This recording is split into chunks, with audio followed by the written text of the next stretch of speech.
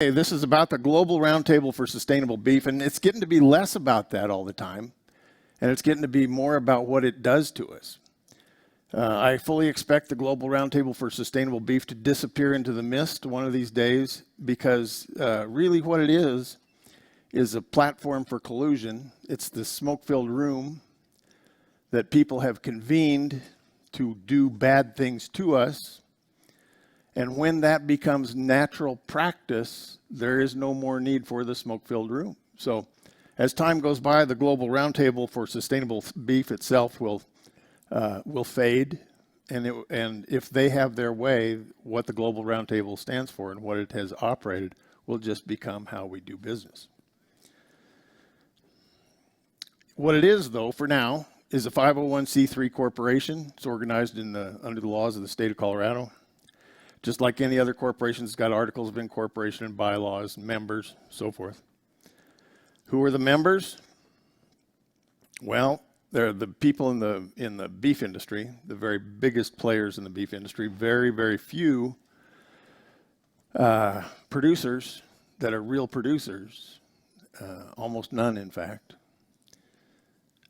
But yet, these folks are all get together frequently, online, every way they can to tell us how we're supposed to do our business. So it's the big beef players. It's a radical environmental element,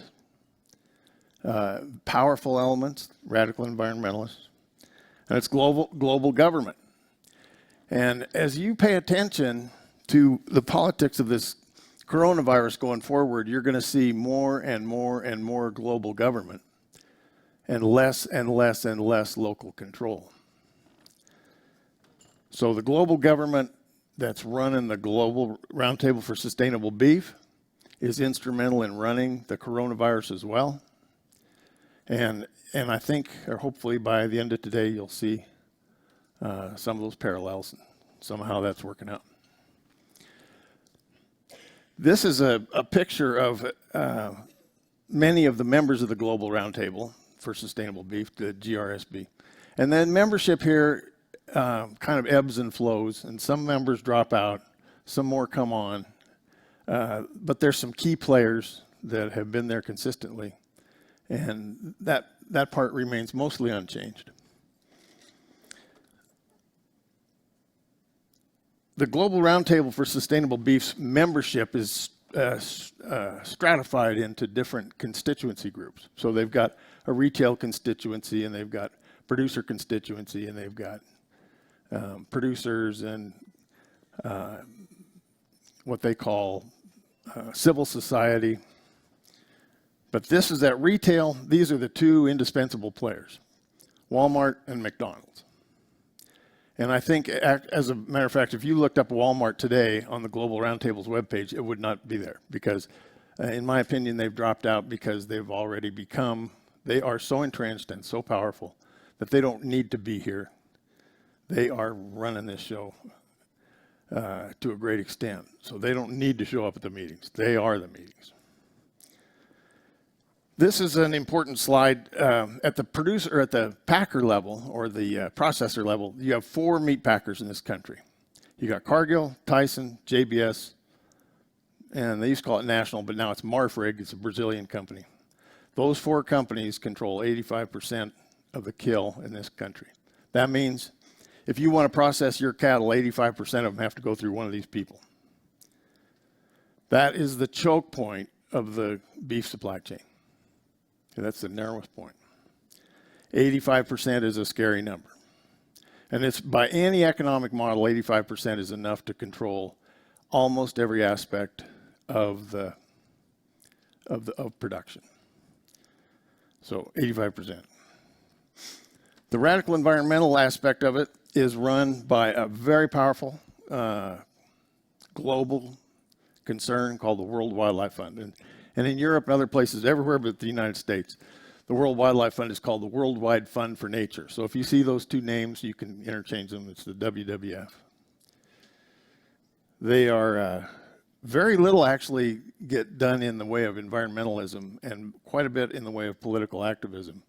And in my estimation, what they really are is a beard or a front group for other forces, and what they do is they cover the base of the environmental movement. So under the guise of environmentalism, they are perpetrating a lot of atrocities. There's a guy, he's a real smart guy, and I hate to dignify him in any respect, but he is a worthy adversary. His name is Jason Clay, Dr. Jason Clay. And this is the least flattering picture I could find of him.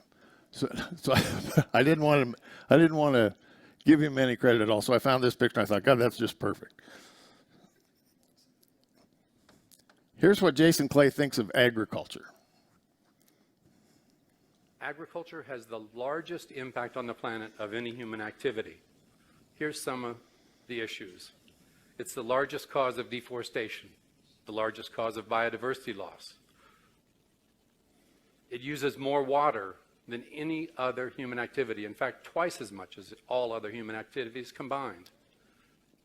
We take about 1 liter of water today to make 1 calorie of food. It produces more pollution than any other human activity. Uses more chemicals. Produces more greenhouse gases. In fact, the greenhouse gas production just from clearing forests to create new land to farm each year is equal to all transportation greenhouse gas emissions on the planet. I've worked with the biggest multinational food companies on the planet, and this is what I've found. If we don't get where and how we produce food right, in the next 40 years, we can turn out the light and go home. Because the planet that we call our own is not going to be recognizable. Right now, we're eating the planet. Agriculture is the biggest threat. If it weren't so dangerous and it weren't so tragic, that'd be a great place to have a good laugh line, as to where he says, we are eating the planet.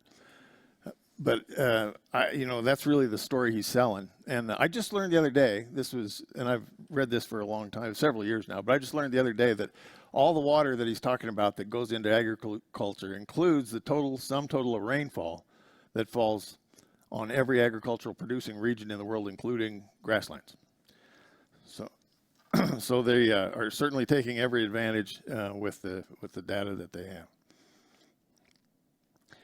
He talks about a priority region, and it's important for you to recognize that when the Global Roundtable for Sustainable Beef is talking about deforestation in Brazil, they're not talking about deforestation in Brazil. Or if they are, they want you to believe that this doesn't apply to you. It's really somebody else. You can go back to sleep because we're not Brazil and we don't have deforestation issues. But you need to know that right in the top part of the United States there, the northern Great Plains, they think that that's just every bit as important as the Arctic or the rainforest. It's just that we are eating the planet, we're destroying the planet, and we're doing it right here. And you folks are guilty.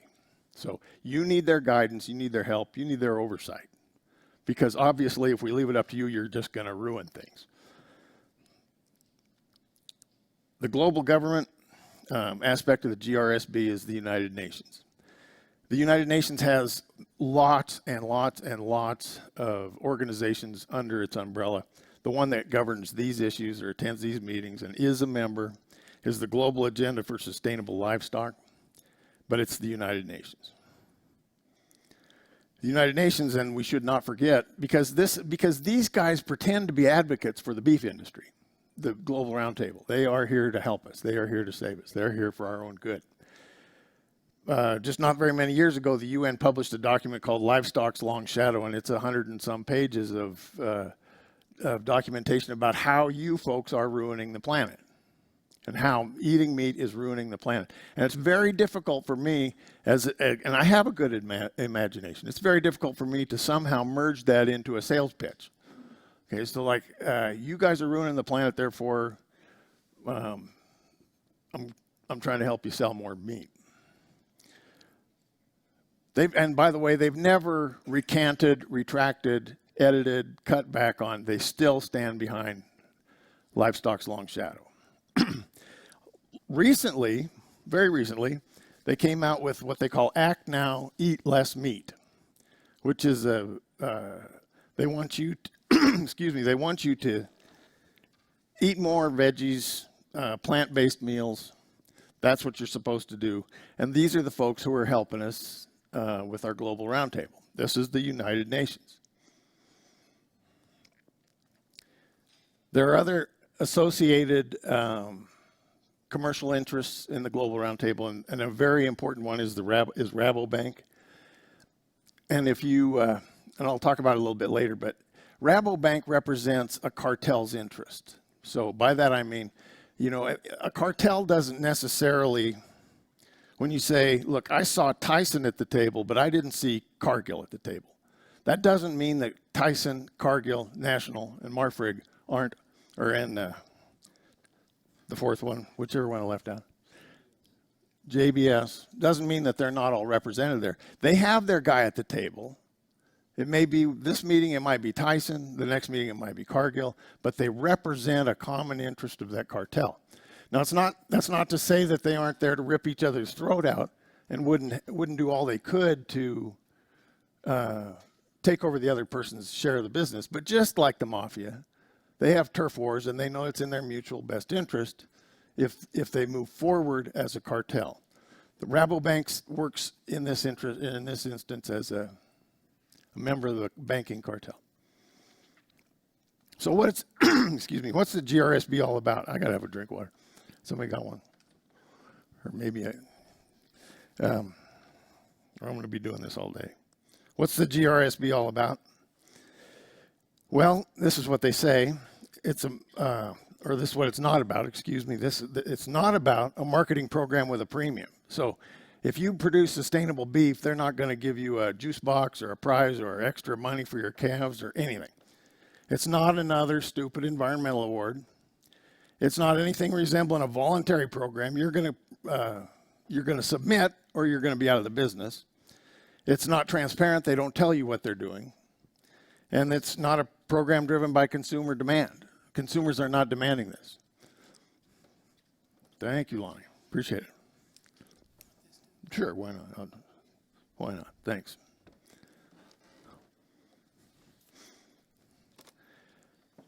Consumers are not demanding this, okay? And that's an important distinction to make. And they will tell you that they are, but what they are doing behind the scenes is they are ginning and trying to generate consumer interest in the issue. And they look around, are constantly looking for issues that consumers might care about so that they can weave that into the narrative. And the closest they've come so far is animal welfare.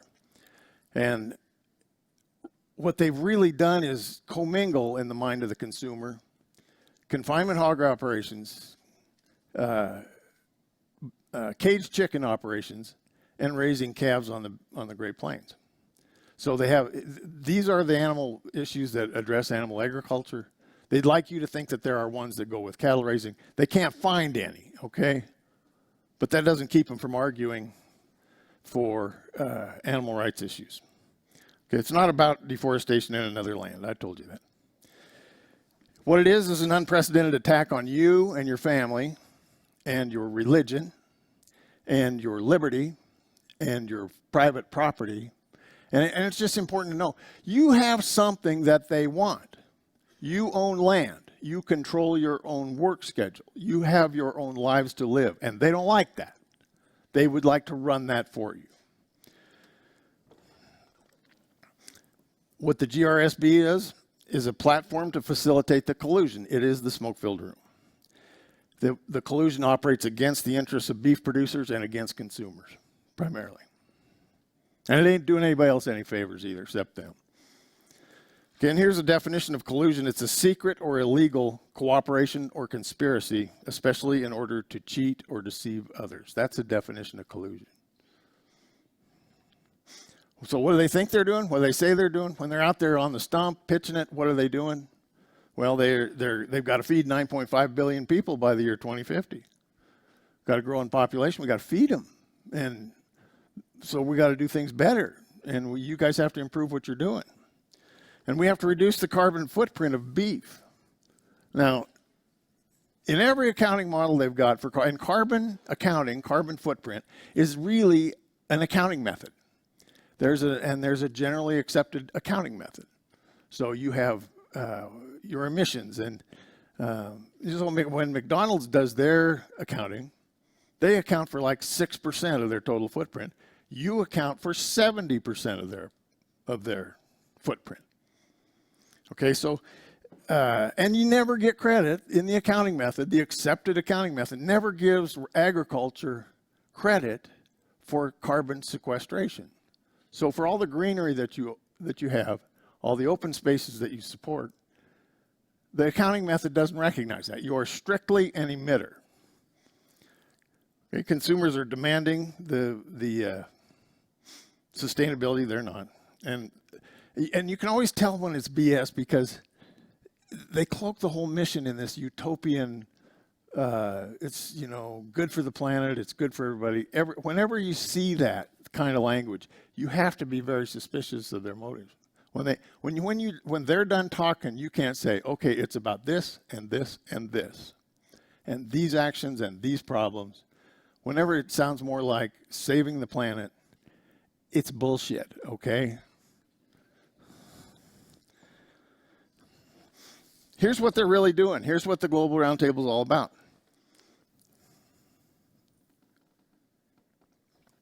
It's about imposing on you, producers, mandatory radio frequency identification on your cattle. Cradle to grave, birth to, what do they call it, gate to plate. From the day your calves are born, you have to RFID your cows, your bulls, your calves, and then you have to have a premises registration.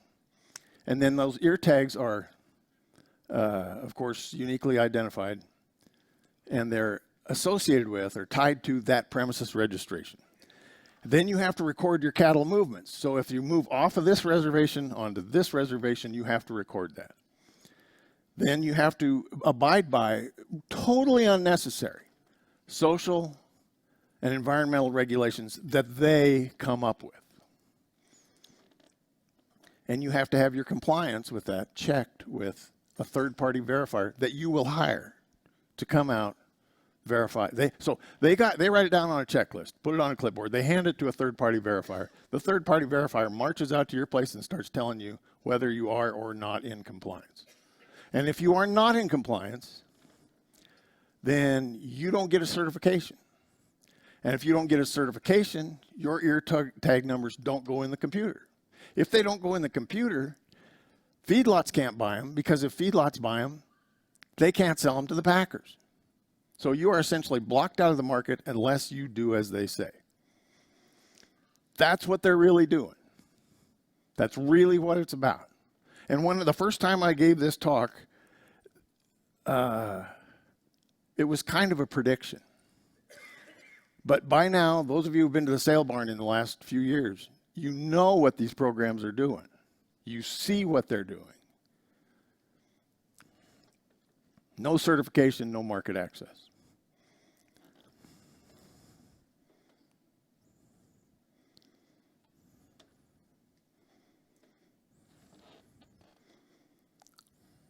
One of our strategies has always been to take choice away from consumers. Basically, our point is that consumers shouldn't have a choice about sustainability. And the way to do that is to get companies to only buy sustainable raw materials. We need to rehabilitate degraded and underperforming land to take pressure off of natural habitat. And we need to think about consumption. Some places need to consume more, others need to consume less. What it means is that you start measuring what matters. You require third-party verification of that measurement, and you get producers started on a stepwise approach towards continuous improvement. Our approach has really been to work in the supply chain itself to help companies identify better sources, source from producers that are certified, that have reduced measurably their environmental impacts, etc. What we've started doing is saying, okay, maybe sustainability isn't a competitive issue. Maybe consumers shouldn't have choice about sustainability. Maybe all the products on the shelf ought to be sustainable. How do we make that happen? We make that happen by getting companies to collude around sustainability. You start measuring what matters. You require third-party verification of that measurement. Once we start measuring stuff, we'll start managing it. It's important to know, along with measuring the things that matter to them, what they're really managing is you and your private property, things that belong to you, your family, your time, your money, your profitability. So here's the collusion definition again. And before I kind of threw it out there like that was my idea. It's not my idea. It's his idea. He knows what he picked that word. It's collusion. It's a secret or illegal cooperation or conspiracy, especially in order to cheat or deceive. That's what he's doing. And he's kind of, I don't know if you could see the twinkle in his eye when he said, he's just kind of proud of that. Look how smart we are. Look what we can do to all these people and all these resources all at one time. So what do they hope to achieve? Well, one of the things they want to achieve is vertical integration in the beef business, the same as they did the chicken business, the same as they did the pork business. It's the Tyson model. Tyson was the pioneer. And they own every stage of the operation from when the chick is an egg, a zygote, all the way through the slaughterhouse. Vertical integration kills competition. So what it does is it takes all the decision making, all the price signals out of the process from the bottom to the top. There is one opportunity to test the market for that commodity, and it's in the retail case. And then you are testing it against the beef against the chicken against the soybeans, the pork against the chickens against the beef. And you can determine there a price level. But from then, because you own every other phase of the operation, it's another accounting process where the integrator, is what they call them, Tyson, Cargill, where the integrator gets to decide how much to allocate to the packing process, how much to allocate to the producer, how much to allocate for feed, how much to allocate for breeding stock, how much to allocate for trucking. They get to decide all those things. And I can tell you right now, as long as there is a demand for that product, and as long as the other pressures aren't on them, other external pressures, which we'll talk about in a minute, they will give you subsistence wages. That is the purpose of their vertical integration. And it subtracts out of the process all the efficiencies that go with a free market. Because in a free market, let's say you got a mile of ratty barbed wire fence, but you got 6 strong boys. And it's going to cost you $10,000 in materials to go rebuild that fence. And after you rebuild it, you won't have so many labor costs, but and it'll be a nicer fence and it'll look nice. But if you just get the 6 strong boys to go out there and do it, it's not going to cost you hardly anything because your labor's cheap. Now you get to make that decision. That's your efficiency. You get to build that into the process. But not if they come and tell you what to do. And they can do that because there's no limit on the terms and conditions they can put on you. So they subtract out of the process efficiency. Now it looks good because what's to hate here? Tyson's got a good stock price and the consumer gets to buy cheap food. So what's not to love, right? And the answer is that it's hollowed out Middle America. It has destroyed the economy of Middle America. And it's sucked all that money out of those resources, shipped it to Wall Street. Here's a very crude diagram of the chicken model, where you have retail, processor, like the chicken McNuggets. You got the slaughterhouse, you got the grower. That's a different color because for a reason here. The hatchery, the breeders, the feed growers, the truckers. Tyson does not want to own the grow house, the place where the chickens are fattened. And the reason is because they can do it cheaper and with less risk if they get somebody else to do it. So what they do is they line up a guy with financing, and he goes and builds a barn according to Tyson's regulations and specifications. Then he grows chickens that Tyson brings him, and he feeds them feed that Tyson brings him. And the 2 most important aspects of those chickens and their production and their efficiencies are the genetics of the chicken and the quality of the feed, kind of like what you guys do. So what they do, the grower can't control.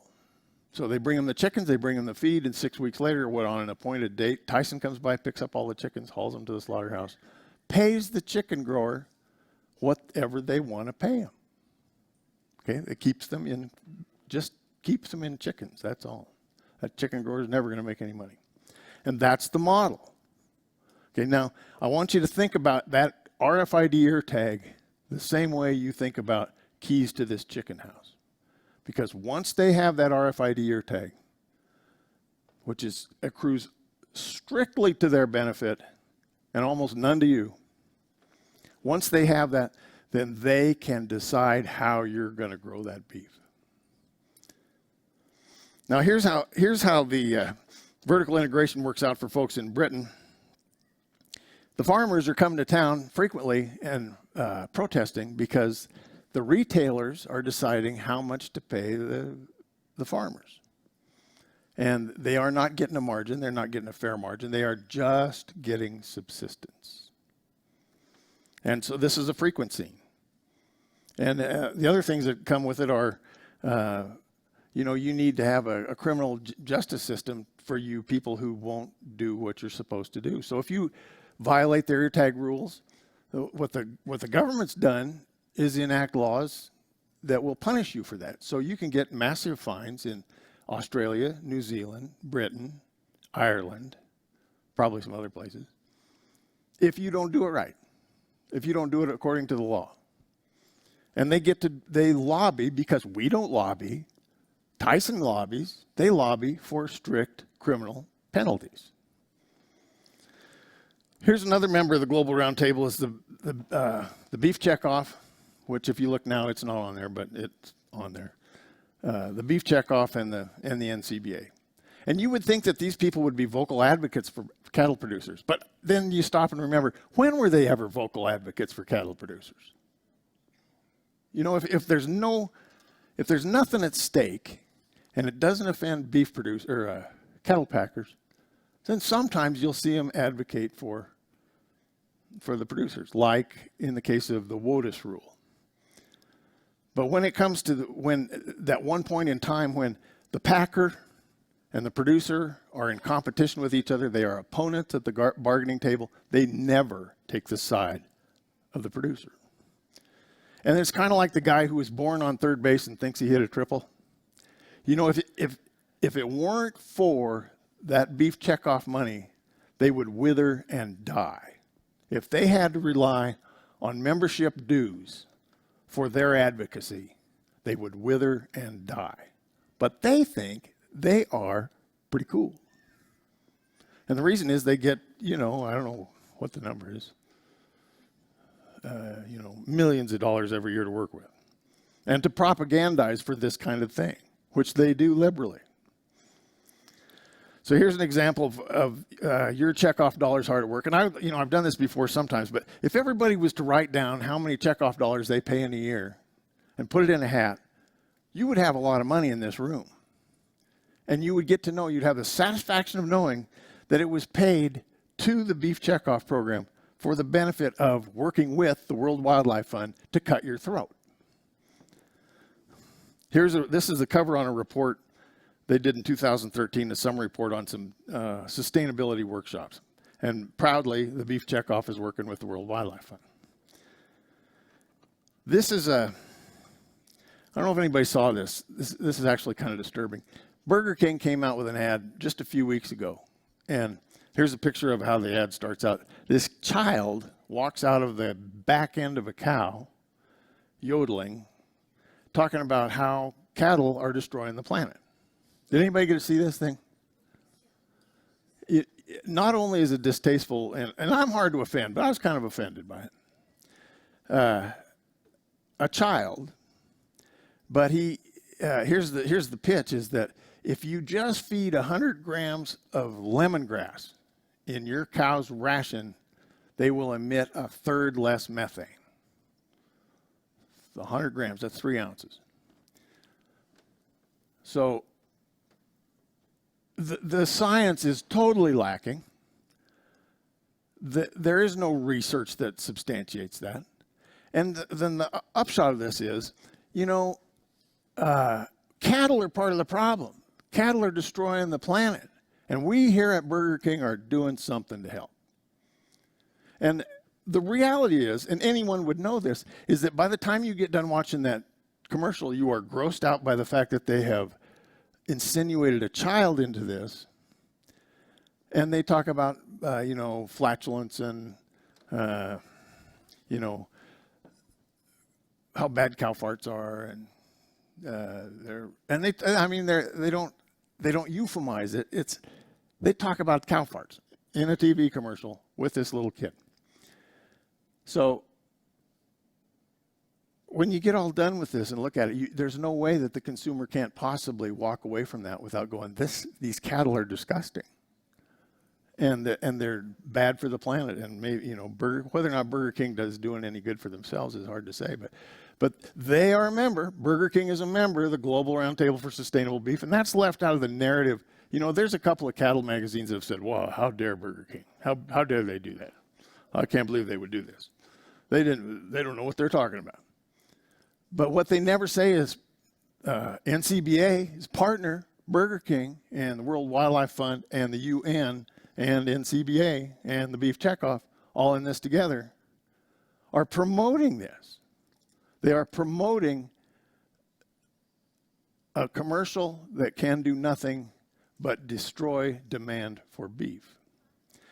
And the other thing is, what they never worked into the narrative, is that Burger King has promoted heavily their alternative meat burger they call the Impossible Burger.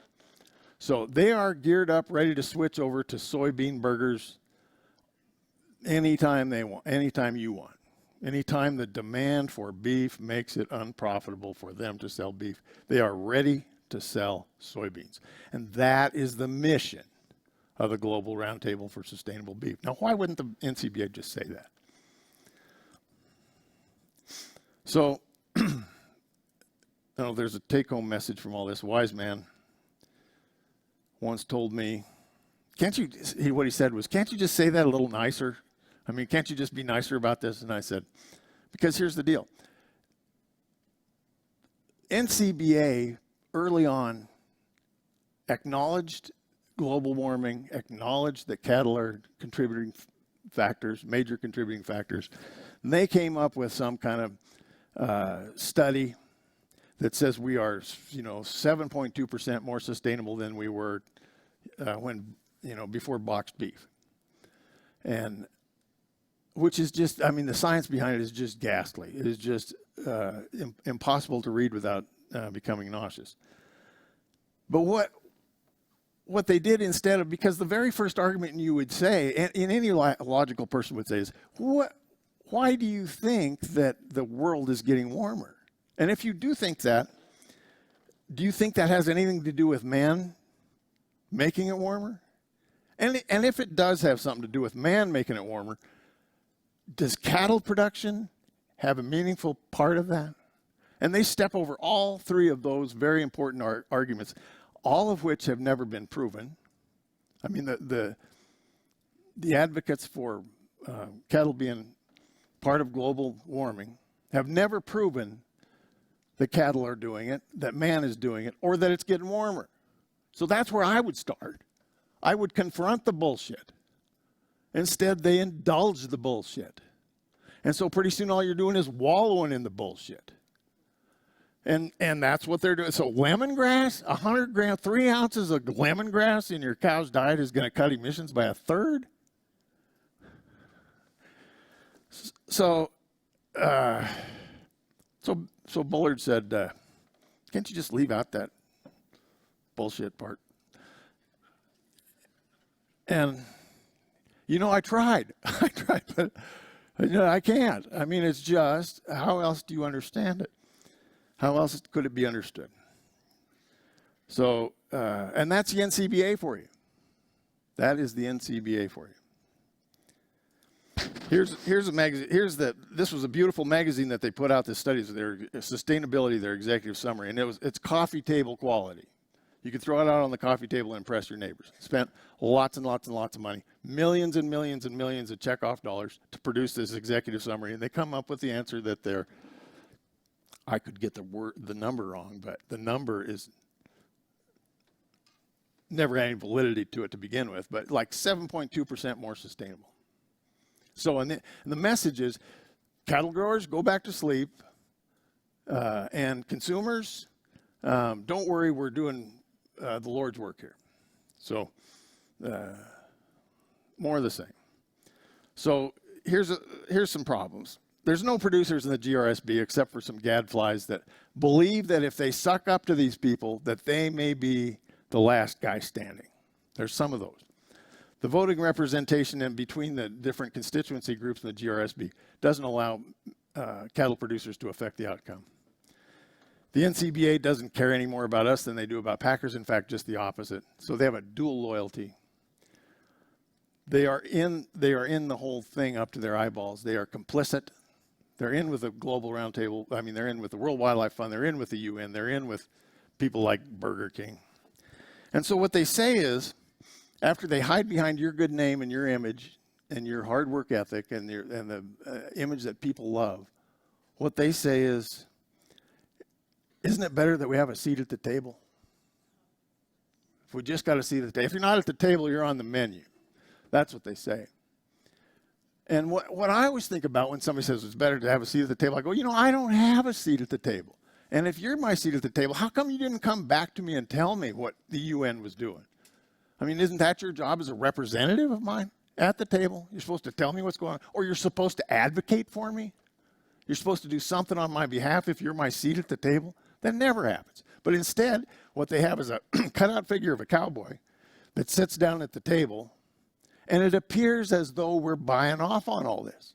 It appears as though we know what's going on and that this is that we like it. We think it's a good idea. So it's worse than not having a seat at the table. We just have the appearance of a seat.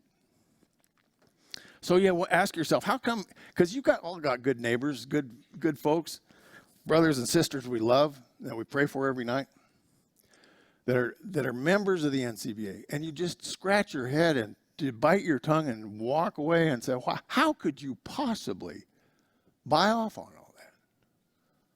How is it that you could be a member of that organization? And Mark Twain, I think, is the only guy who come up with a decent answer. And he said, it's easier to fool people than to convince them they've been fooled. And their adherents, just like the Moonies at the airport, I mean, you can't reason with them. You can't make them see logic, and they don't want to hear it. They are, by God, members of the NCBA. So this is something I want you to think about. Consider the case of the transnational private government, because there's a lot of different kinds of government. I mean, we have a constitutional republic.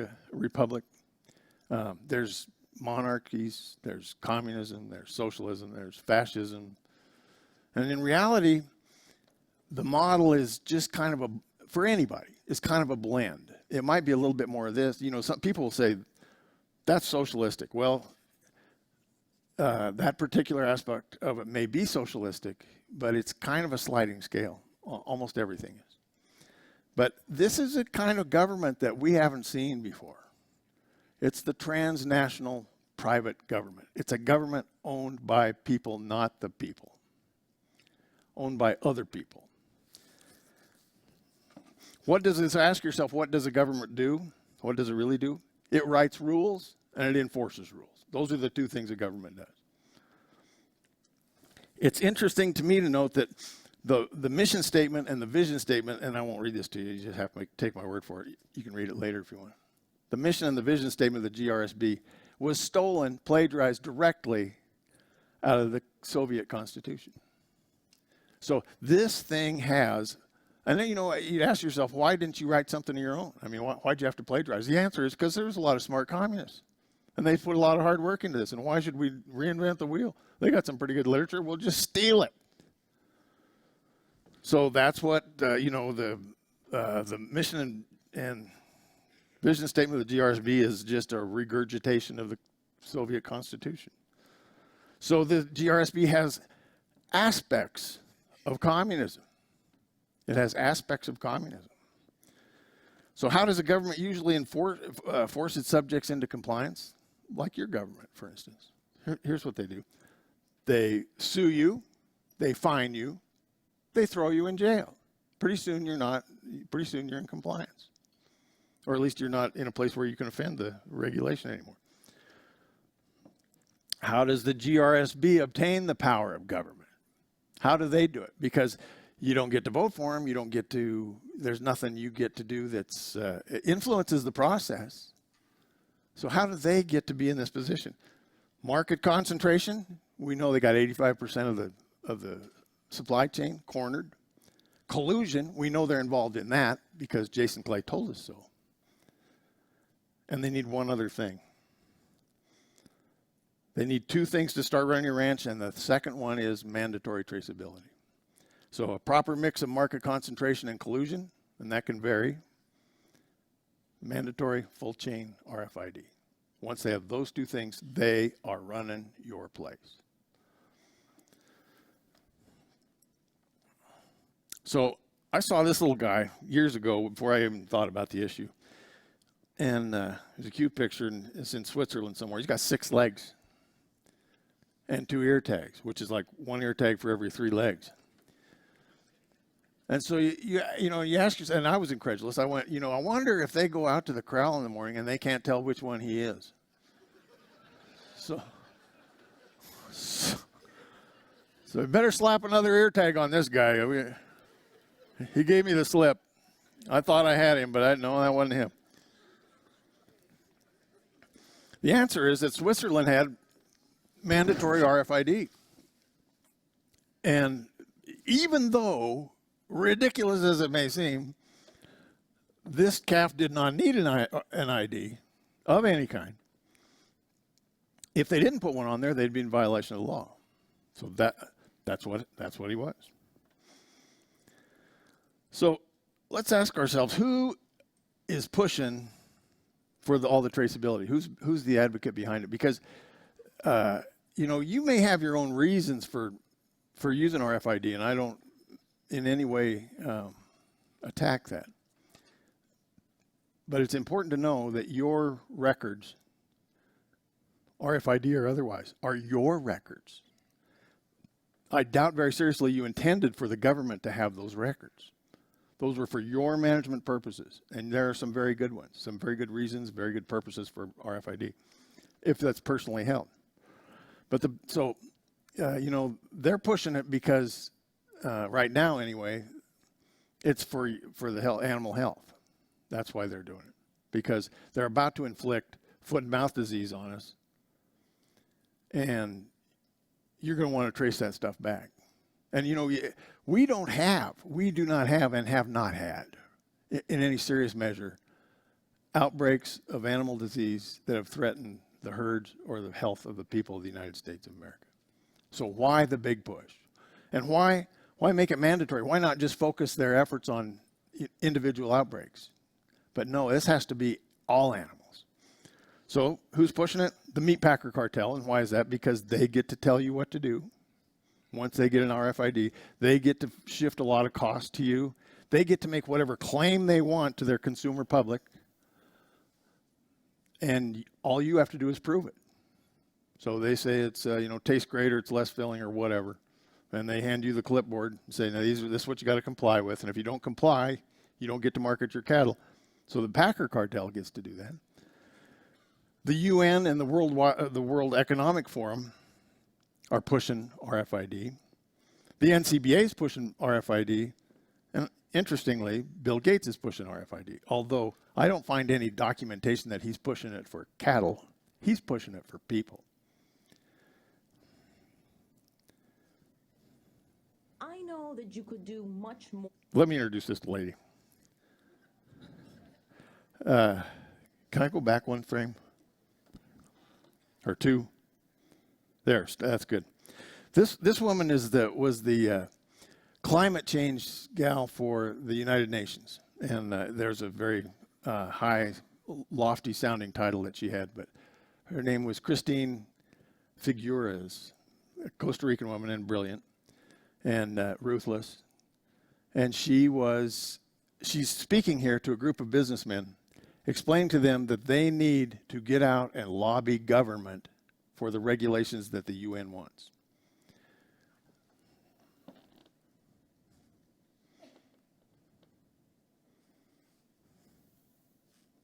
I know that you could do much more if you had the pull of aggressive policy support, but in the meantime, because that is my day and night job, is to push forward the policy support that you all need.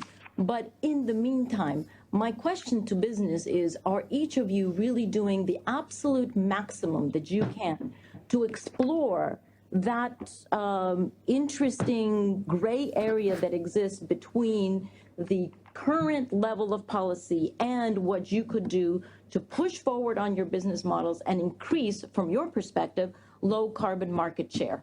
Because what that would do is exactly what I need, and I'm sorry to sound like a broken record, push governments.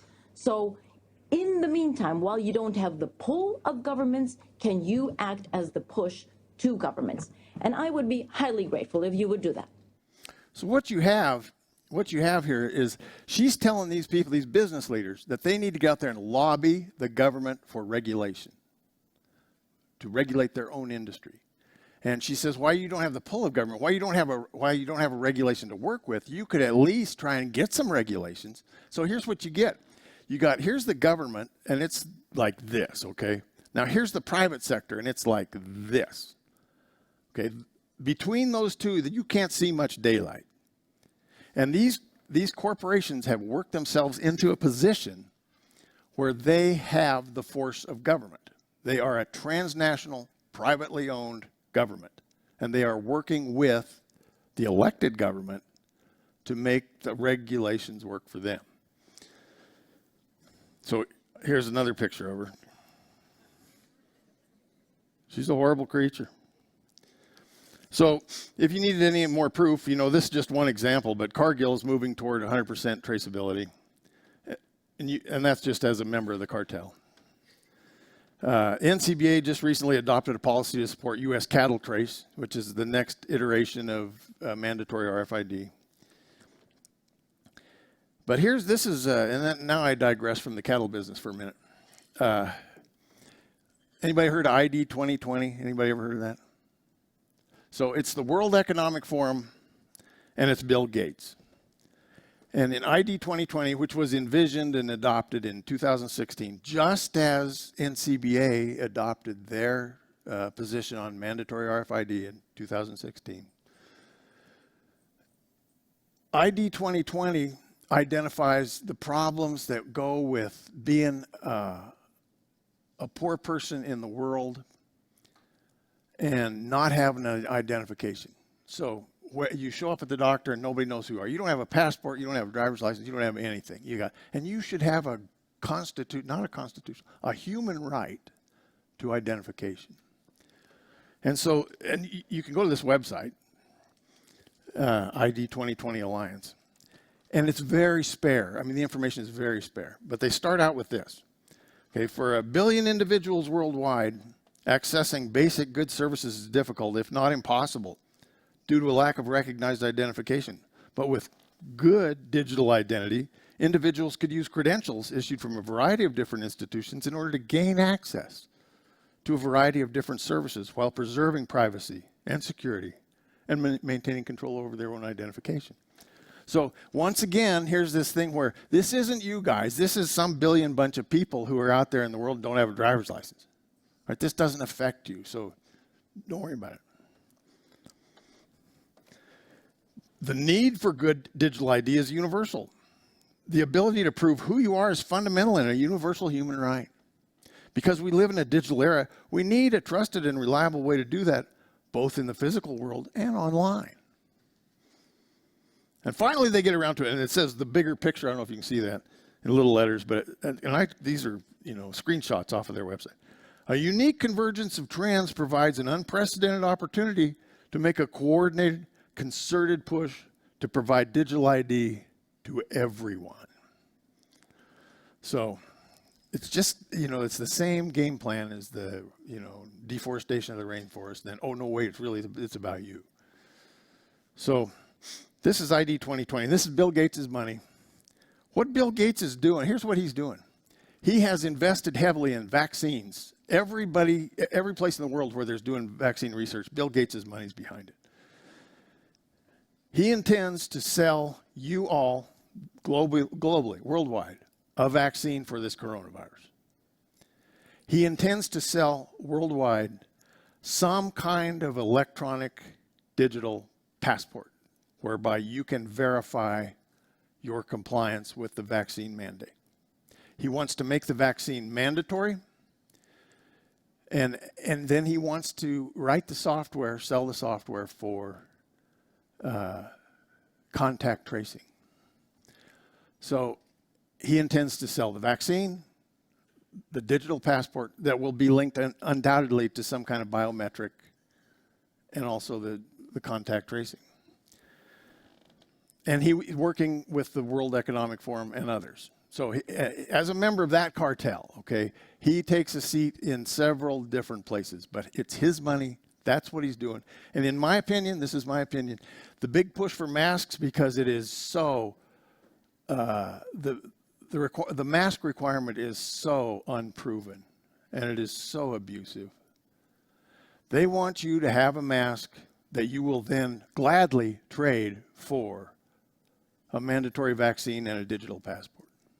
And once you have that digital passport, it's a simple step, and they talk about this, okay? This isn't, I'm not imagining this. They talk about this. So we correlate your health record to the digital ID. We correlate that to your MasterCard and to all of your expenditures.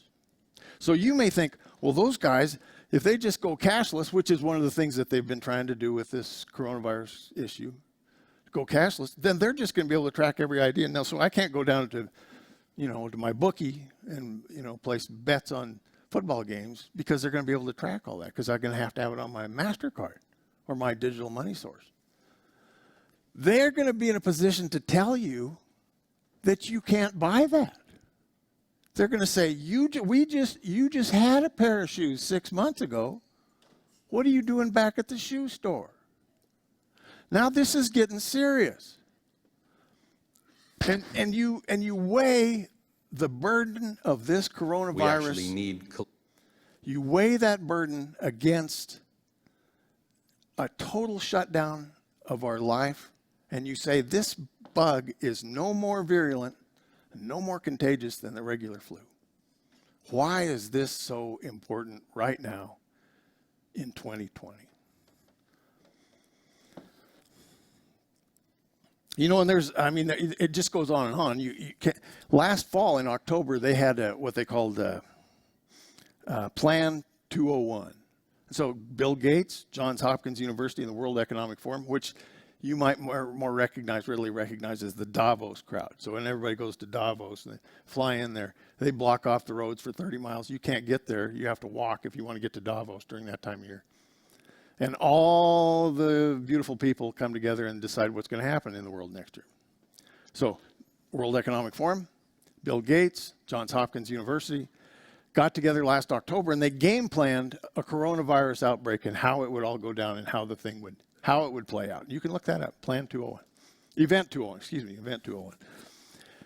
A congressman named Bobby Rush, who's the highlight of his career, his center stage moment was that he was a Black Panther back in the 60s as a do-nothing congressman from Chicago. Hasn't got anything done since then. He flies at the expense of the Aspen Institute, which is also Bill Gates, to Rwanda and has a meeting with people to talk about contact tracing. In about March of this year, he introduces House Bill 6666. You can't make that up. $100 billion appropriation to fund contact tracing. Last December, Bill Gates funded at Harvard and at Rice University what they call a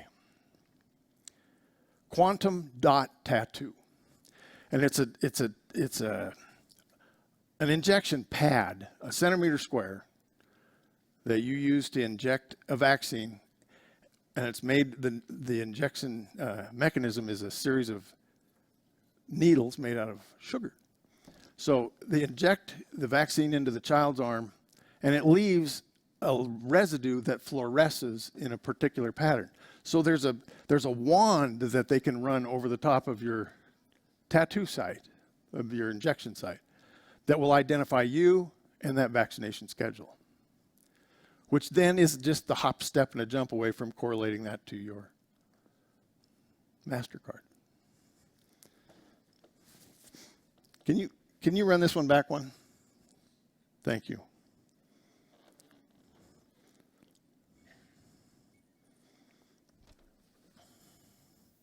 We actually need collusion around sustainability at every level with every type of institution.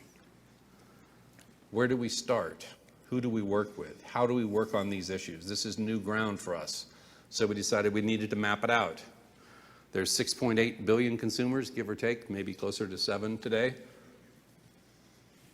Do we work with all those? Do we work with the 1.4 billion producers of all these different products? Do we change the way they produce things? Or do we focus on the narrower neck, the pinch point in each of these commodities where 300 to 500 companies control 70 to 80% of each of those 15 commodities that we care about? We decided that this is the strategy that we could actually get our arms around. And so, okay, so here's this picture, and this is very important. This is actually the most important thing of this whole presentation. The little red arrows on the left are different aspects of the supply chain. I thought they told us to turn these phones off. Whose was that anyway? So is it the retailers that, and the stem of the wine glass, that's the choke point in the supply chain, okay? So is it the companies that, the brands they call them? Is it the retailers? Is it the manufacturers? Maybe it's traders, maybe it's processors. I don't know. It depends on the commodity, wouldn't it? So the way that we do that is with the green arrow on the other side, it's our investors. So it's who will capitalize an aspect of the supply chain in order to form and construct a pinch point. So the way they've done that in the beef business is by merger and acquisition. They have funded specifically meat packers, and they have constructed a choke point in that supply chain by merger and acquisition.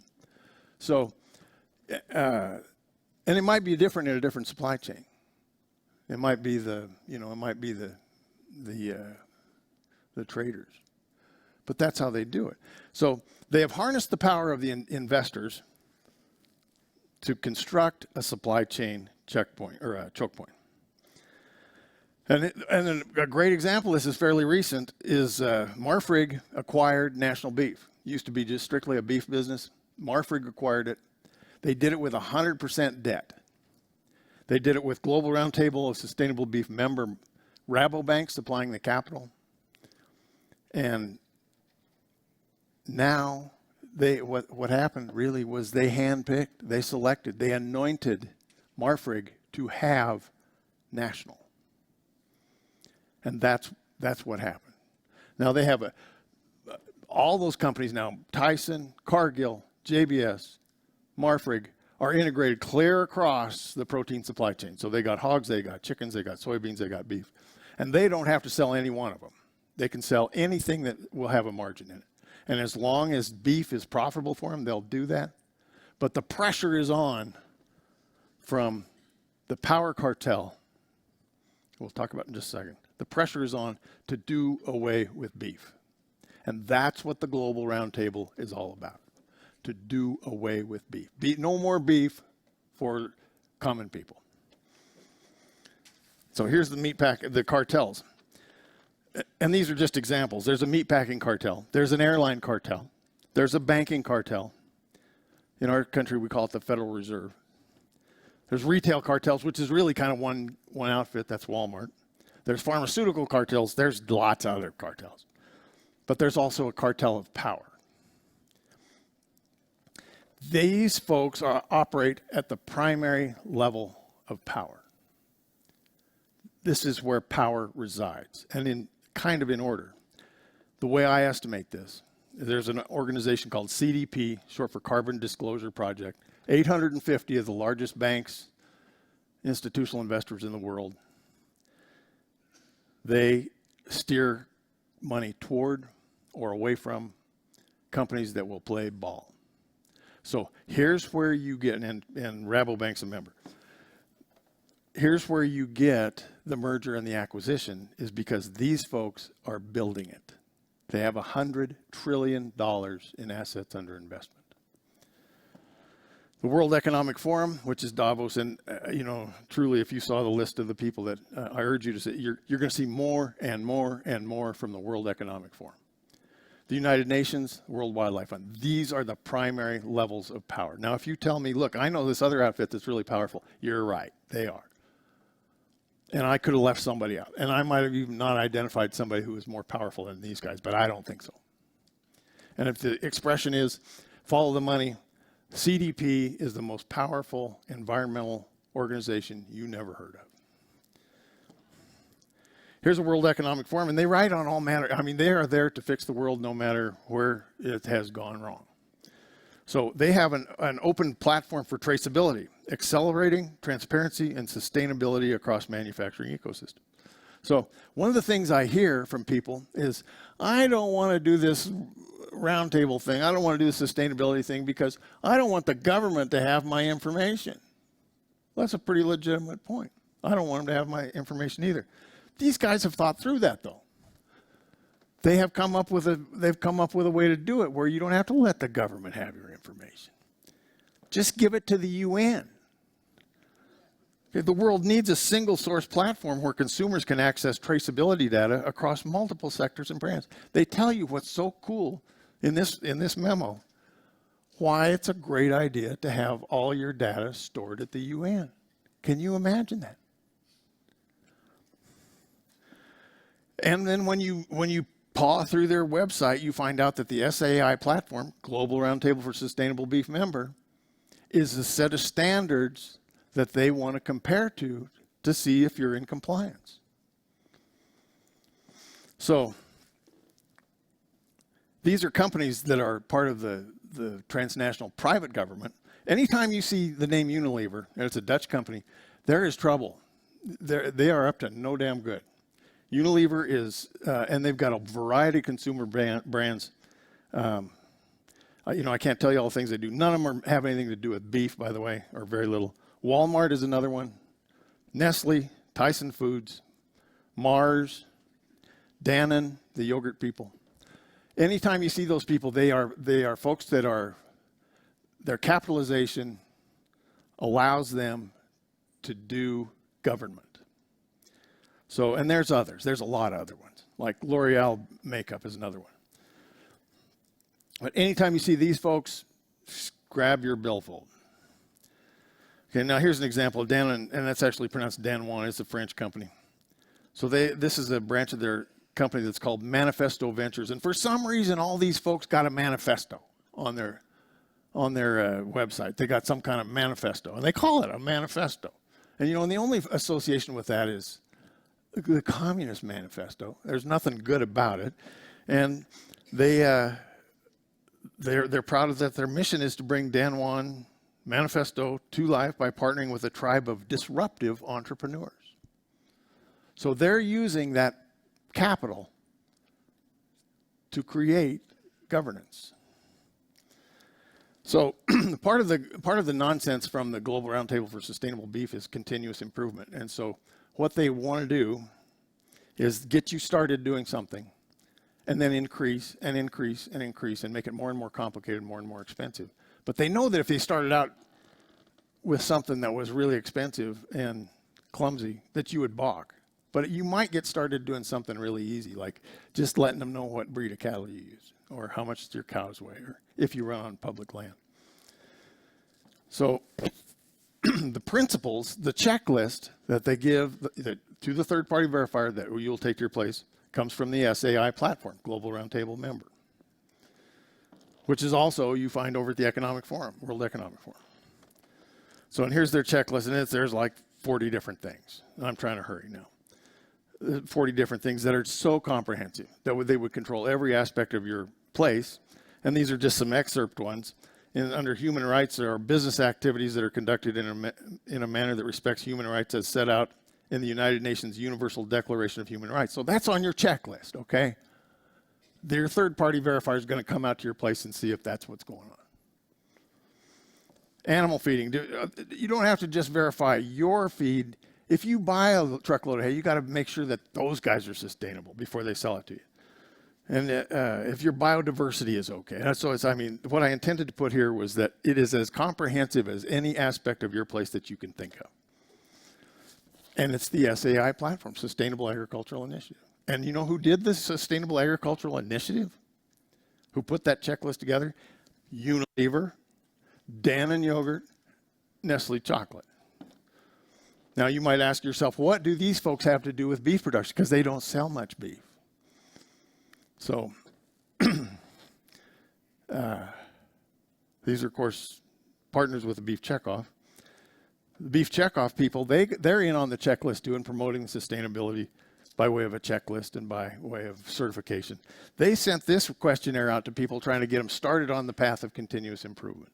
So these are very simple questions with yes or no answers. And the idea is that once you get started somewhere, then they can ask you a more serious question next time, a more complicated question. And what they'll do is they'll ask the question, and when you resist, they'll back off, give you some space, and then they'll come back and get more. So why would Nestle write the rules? Well, Nestle plainly doesn't like beef. They don't sell any beef.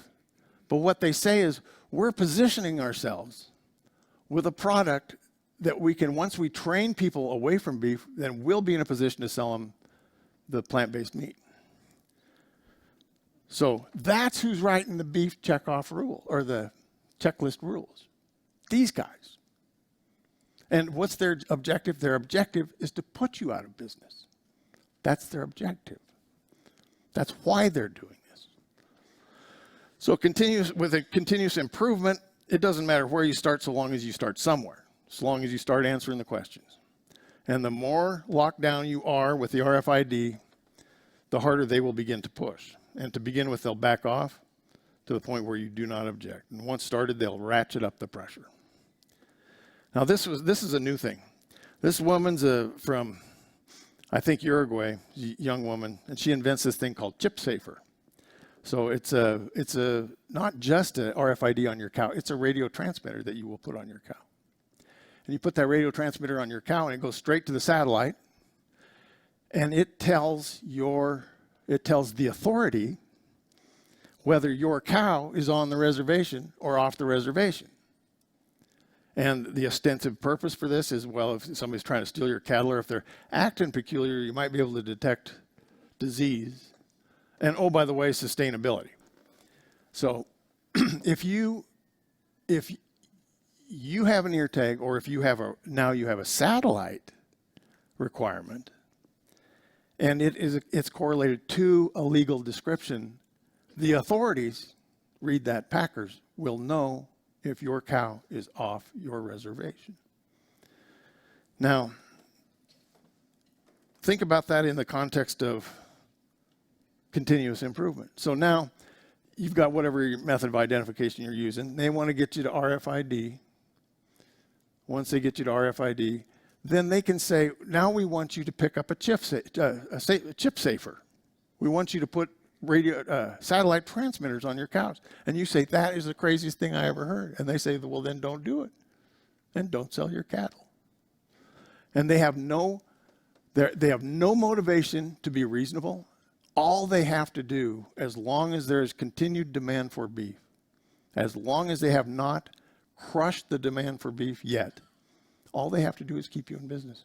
And I think if you look at the cattle market for the last 2 years, you're talking about subsistence. You are talking about subsistence. And I can't tell, seems to me like the market factors should have driven the price one way or the other last year, and it didn't. Maybe a little bit down. But what they are doing is they are deciding how much to allocate to the cow-calf sector.